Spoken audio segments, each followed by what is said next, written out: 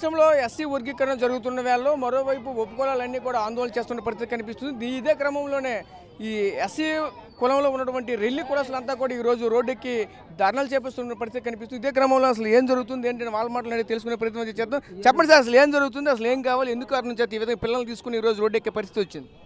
Sir, మాకు reservation already 2011లోని జనాభా ప్రతిపాదనగా ఆ రోజు 1% ఇచ్చారు.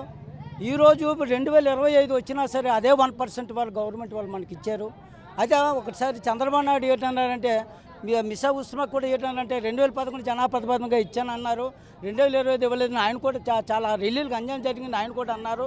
అలాగే అసెంబ్లీ పెట్టినప్పుడు చంద్రబాబు నాయుడు కూడా చెప్పారు, ఇదే రిజర్వేషన్ కల్పించడం వల్ల వాళ్ళకి 6.5 ఇది 7.5 మాలకి 7.5 రిల్లు 1% ఇచ్చాను. కానీ జిల్లా వారికి వచ్చినప్పటికీ మీకు న్యాయంగా జిల్లా వారిగా నేను కొనుగోలు అయిన తర్వాత చేస్తానని ఒక అసెంబ్లీలో ఒక మాట ఇచ్చారు. పవన్ కళ్యాణ్ గారు, చంద్రబాబు నాయుడు గారు మీరు మాట అన్నారు.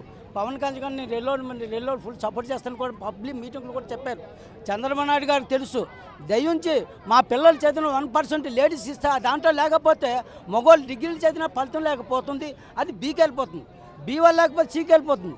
అలా వల్ల మనకు ఆడపిల్లలు కూడా దాంట్లో లేనందుకు మగవాళ్ళకి ఇవ్వమని కూడా అడుగుతున్నాము. మగవాళ్ళు కనీసం మనకు 5% ఇస్తే బాగుంటుంది అనుకుంటాం. లేదా జిల్లా వారిగా చెయ్యండి, మాకు న్యాయం చేయండి. రైల్వేలకు చదువు విషయంలో కానీ ఒక IAS IPS మా దాంట్లో ఒక్కడు కూడా లేదు సార్. ఇప్పటికి స్వతంత్ర వచ్చిన కాడ నుంచి ఇంతవరకు నేటి వరకు దేనికి మా పర్సంటేజ్ లేదు. ఇచ్చినా చదివినా డిగ్రీ చదివినా ఇంజనీర్ చదివినా పనికి రాకుండా పోతున్నారు. అందుచేత చంద్రబాబు నాయుడు గారికి, పవన్ కళ్యాణ్ గారికి దయించి మా రెల్లి నుంచి దయించి మా పిల్లల భవిష్యత్తు కోసం మీరందరూ కలిసి మాకు 5% ఇవ్వాలని మేము కోరుకుంటే, లేదా జిల్లా ప్రతిపాదనగా ఇచ్చినా సరే మంచిదని మీకు సభాపూర్వకంగా మా పిల్లల తరఫున మా భవిష్యత్తు మీరే కాపాడతారని నేను చంద్రబాబు మరి కోరుకుంటున్నాను. అమ్మ, మీరు చెప్పండి, స్కూల్కి వెళ్ళే వయసులో ఈరోజు ధర్నా చేయడానికి కారణం ఏంటి? ఎందుకు నుంచి తెలియదు మీరు ఇలా కూర్చున్నారు? ఎందుకంటే మాకు రిజర్వేషన్ లేదు, ఇప్పుడు చదివిన ఉపయోగం లేదు.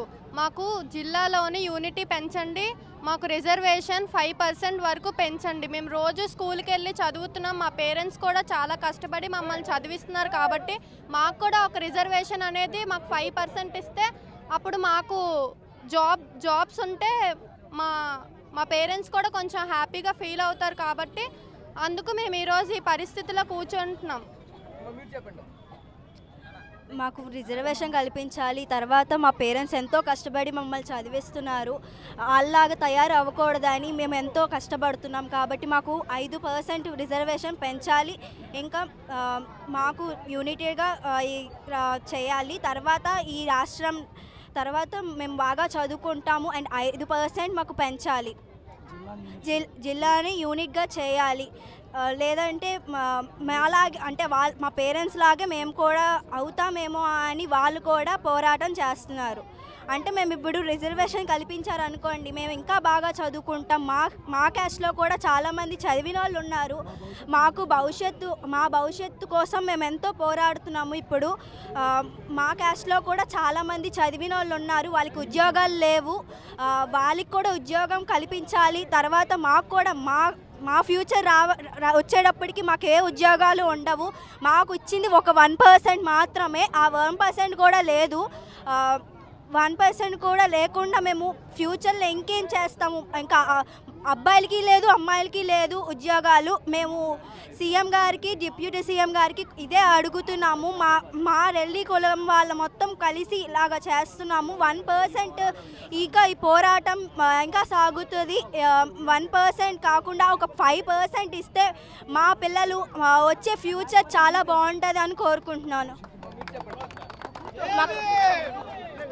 మేము ఇప్పుడు చదువుకుంటున్నామంటే దానికి ఏదైనా యూజ్ ఉండాలంటే ఇప్పుడు ఎందుకు చదువుతున్నామంటే ఫ్యూచర్లో మేము డెవలప్ అవ్వాలి, మా కంట్రీ డెవలప్ అవ్వాలి. ఫస్ట్ మేము డెవలప్ అవుతేనే కదా కంట్రీని డెవలప్ చేయగలం. ఇప్పుడు ఒక కంట్రీ డెవలప్ అవ్వాలంటే first we have to educated. ఇప్పుడు ఎడ్యుకేషన్ చదువుతున్నాం కానీ ఫ్యూచర్లోని దానికి జాబ్ ఉంటేనే కదా దానికి వాల్యూ ఉంటుంది. కానీ ఇప్పుడు చదువుతున్నందుకు 1% రిజర్వేషన్ ఇస్తే ఒకవేళ ఎంత కష్టపడి చదివినా సరే we have to stay as N home survivor. ఒకవేళ అదే రిజర్వేషన్ ఉంటే మేము చదివిన దానికి వాల్యూ ఉంటుంది, ఫ్యూచర్లో జాబ్స్ చేస్తాం. అప్పుడు మన బట్టే కదా మన కంట్రీ డెవలప్ అవుతుంది. ఫస్ట్ మనం డెవలప్ అవుతుంది కదా కంట్రీ డెవలప్ అవుతుంది. కానీ రిజర్వేషన్ 1% ఉంటే ఎలా మేము డెవలప్ అవుతుంది, తర్వాత కంట్రీ ఎలా డెవలప్ అవుతుంది? ఇప్పుడు రిజర్వేషన్ ఎలాగైనా ఎస్సీకి 5% ఇవ్వాలి. అప్పుడు ఎంతోమంది నిరుద్యోగులు ఉన్నారు, వాళ్ళందరికీ కూడా జాబ్స్ ఇవ్వాలని ఎస్సీ వాళ్ళకి రిజర్వేషన్ కల్పించాలి. మా పేరెంట్స్ ఎస్సీ రెల్లి వాళ్ళకి రిజర్వేషన్ కల్పించాలి, 5% పెంచాలి, లేకపోతే బీలోని కలపాలి. మా పేరెంట్స్ ఎంతో కష్టపడి మాకు చదివిస్తున్నారు. మేము గవర్నమెంట్ స్కూల్లో చదువుతున్నామంటే దానికి ఒక వాల్యూ ఉండాలి, మేము చదివిన చదువుకి వాల్యూ ఉండాలి. కాబట్టి మా పేరెంట్స్ పళ్ళంతో మాకు చదివిస్తూ ఉంటారు. కానీ ఇప్పుడు అంత కష్టపడి చదువుతున్నప్పటికి కూడా దానికి రిజర్వేషన్ లేకపోతే దానికి ఏం యూజ్ ఉండదు. సో యూజ్ ఉండడానికైనా సరే మాకు రిజర్వేషన్ కల్పించాలి, 5% రిజర్వేషన్ ఇవ్వాలని కోరుకుంటున్నాను. చూసాం కదా, ఒకటే చెప్పుకొస్తున్న పరిస్థితి కనిపిస్తుంది. ఏదైతే ప్రధానంగా చూసుకుంటే ఈ పిల్లలు ఈ రోజు రోడ్డు ఎక్కిన పరిస్థితి కనిపిస్తుంది. ఏదైతే భవిష్యత్తులో అయితే మా జీవితాలు ఏ విధంగా ఉంటాయి, అంత అగమ్యం గోచరంగా ఉంటున్న పరిస్థితి కనిపిస్తుంది. ఈరోజు 1% ఈ ఎస్సీలో ఉన్నటువంటి ఈ రెల్లి కులాసులకి అయితే మాత్రం ఇస్తే మాత్రం మళ్ళీ యథావిధిగా ఎలా సాగుతుందో మా తల్లిదండ్రుల జీవితాలు మేము కూడా అనుభవించవలసినటువంటి పరిస్థితి ఉందని కూడా ఈ రోజు ఆ పిల్లలు కూడా చెప్పుకొస్తున్న పరిస్థితి కనిపిస్తుంది. ప్రధానంగా చూసుకుంటే వీళ్ళంతా ఒకటే కోరుకుంటున్నారు, మాకైతే 5% అయితే రిజర్వేషన్ కల్పించాలని కూడా ఈ రెల్లిలో ఉన్నటువంటి ఒప్పుకోవాలన్నీ కూడా కోరుకుంటూ ఈరోజు ఇక స్కూల్కి వెళ్ళినటువంటి ఈ పిల్లలు ఈ రోజు రోడ్డు ఎక్కి ధర్నా చేస్తున్న పరిస్థితి ఏ విధంగా ఉందంటే వాళ్ళ జీవితాలు ఏ విధంగా మారబోతున్నాయని కూడా మరింత స్పష్టంగా అయితే మనకైతే కనిపిస్తున్న పరిస్థితులు అయితే కనిపిస్తున్నాయి. ఏదేమైనా కానీ వీళ్ళకైతే మాత్రం ఖచ్చితంగా 5% రిజర్వేషన్ ఇచ్చి తీరాలంటూ ఈ రోజు ఒక దీక్ష కూడా చేపడుతున్న పరిస్థితులు కనిపిస్తున్నాయి. కెమెరా పర్సన్ నాటితో రాజేష్, RTV విజయనగరం నుంచి. మరిన్ని వీడియోస్ కోసం ఛానల్ ని సబ్స్క్రైబ్ చేయండి. లేటెస్ట్ అప్డేట్స్ కోసం వాట్సాప్ ఛానల్ ని ఫాలో అవ్వండి. ఆ లింక్ డిస్క్రిప్షన్ లో ఉంది.